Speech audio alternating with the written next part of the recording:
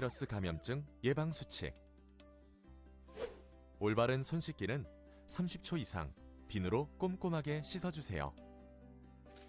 기침할 땐 옷소매로 입과 코를 가리고 해주세요. 기침 등 호흡기 증상이 있다면 마스크를 꼭 착용해주세요. 지역선별 진료소 및 의료기관 방문 시 해외 여행력을 의료진에게 알려주세요.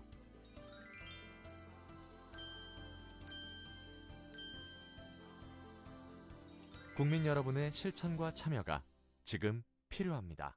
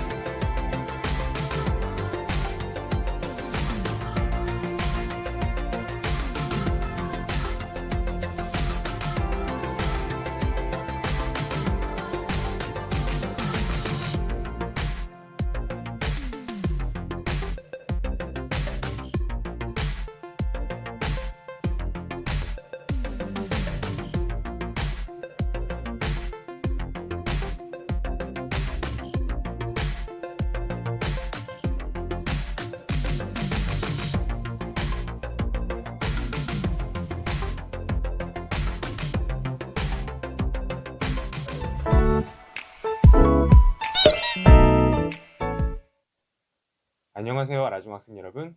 만나서 반갑습니다. 온라인 개학을 맞아서 이렇게 영상으로 우리가 만나게 됐는데요. 수업을 시작하기에 앞서서 간단하게 지켜야 할 사항에 대해서 안내해 드리겠습니다. 자, 다음에 해당하는 사항은 반드시 지켜주세요. 첫째, 먼저 원격 수업이라서 대면하지 못한다고 하더라도 딴짓하지 않고 수업에 집중하기. 둘째, 수업에 사용되는 자료들은 다른 곳으로 옮기거나 임의로 공개를 하게 되면 저작권 침해의 문제가 발생하기 때문에 주의하셔야 됩니다. 자, 마지막으로 수업 시간마다 선생님이 과제를 내줄 거예요. 제시된 과제는 선생님의 이메일 또는 EBS 클래스룸 게시판으로 작성을 해서 반드시 제출하도록 합니다. 자, 다음으로 오늘은 저글링에 대해서 배워보겠습니다. 저글링은 하나 이상의 도구를 이용해서 던지고 받으면서 궤적을 만들거나 몸의 균형을 잡는 묘기입니다.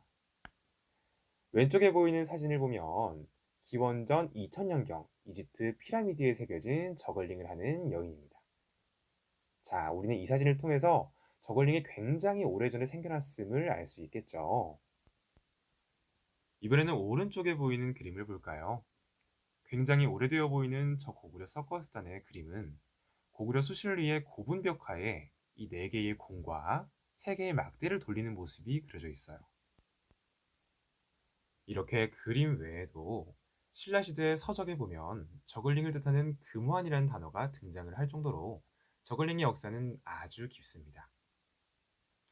그리고 현대에는 1900년대 중반부터 국제 저글러 협회가 조직이 되고 일반인들이 주도하는 저글링 축제가 열릴 정도로 현재는 저글링을 즐기는 인구가 점점 더 늘어나고 있습니다. 여러분들은 체육 시간에 무슨 저글링을 하냐 라면서 궁금증을 가질 수 있겠지만 이미 많은 선진국들에서는 저글링을 체육 과목 중에 하나로 채택을 할 정도로 그 효과가 굉장히 다양한 방식으로 입증된 상태입니다. 그럼 이번에는 저글링을 하면 무엇이 좋을지 한번 생각해 볼까요? 첫 번째는 최근 미세먼지와 코로나 등 다양한 환경적인 영향으로 인해서 외부 활동이 어려워지고 있다는 점입니다. 대부분의 스포츠들은 실외 활동을 해야 하지만 저글링은 간단한 도구만 있으면 실외를 가리지 않고 어디에서나 활동을 할 수 있다는 점 또는 아무 때나 시간의 제약을 받지 않고 활동을 할 수 있다는 장점을 가지고 있습니다. 두 번째로 우리의 손과 뇌는 연결되었다 하는 이야기를 평소에도 많이 들어봤을 거예요. 그래서 양손을 사용하면 뇌의 발달에 굉장히 좋습니다. 하지만 우리는 평소에 자신이 편한 쪽만 사용하는 경향이 있죠. 저글링은 양손을 동시에 사용하기 때문에 좌뇌 그리고 우뇌가 골고루 발달합니다. 또한 치매 예방에도 굉장히 도움이 되므로 남녀노소를 가리지 않는 온가족 스포츠라고 말할 수가 있어요. 세 번째로 저글링은 고도의 인내심과 집중력을 요구합니다. 이 저글링을 하는 과정을 통해서 인내심을 얻을 수가 있으며 저글링 활동을 통해서 얻은 집중력의 향상은 여러분의 학업 활동에도 긍정적인 효과를 가져다 줄 것입니다. 네 번째로 저글링은 순발력과 민첩성, 평형성 등의 향상을 가져온다는 것입니다.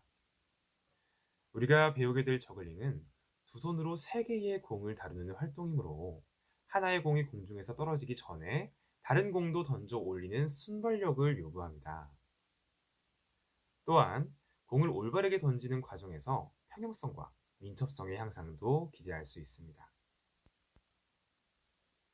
얼마 전에는 한 유명 통신사의 취업 현장에서도 순발력과 창의력 테스트를 위해서 저글링을 시도하게끔 하는 경우가 있었다고 해요.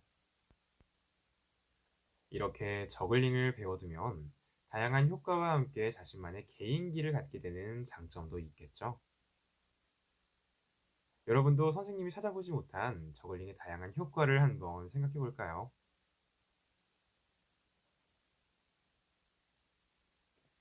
다음으로는 저글링의 과학적 원리입니다. 저글링에는 생각보다 다양한 과학적 원리가 숨어 있어요. 우리가 과학적인 원리를 이해하고 활동을 시작한다면 훨씬 더 빠르고 재밌게 기능을 숙달할 수가 있을 겁니다. 자, 첫 번째는 먼저 공이 포물선을 그려야 합니다. 포물선은 반원을 그리면서 날아가는 것으로 아래 세 개의 노란 공처럼 예쁜 반원 모양을 그려야 됩니다. 그럼 이 노란 공이 정점에 이르는 순간 다른 공을 던지면 타이밍을 잡을 수가 있게 됩니다. 두 번째는 공을 엇갈리게 던져야 한다는 점이에요. 두 개의 손이 세 개의 도구를 던져서 잡아야 하므로 공을 X자 모양이 되도록 적절한 힘을 가해서 엇갈리게 던져줘야 계속적으로 공들이 서로 부딪히지 않으면서 저글링을 할 수가 있게 됩니다.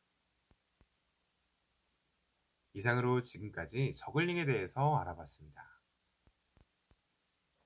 어때요, 여러분? 설명을 듣다 보니까 저글링이 빨리 하고 싶어졌죠? 그래서 다음 시간에는 우리가 직접 자신만의 저글링 공을 한번 만들어 볼 거예요. 준비물이 필요합니다. 준비물은 EBS 온라인 클래스의 게시판을 확인해서 다음 시간까지 꼭 준비해서 오도록 합시다. 이번 시간은 수고하셨습니다. 다른 수업도 잘 듣고 그럼 다음 시간에 만나요. 여러분 안녕.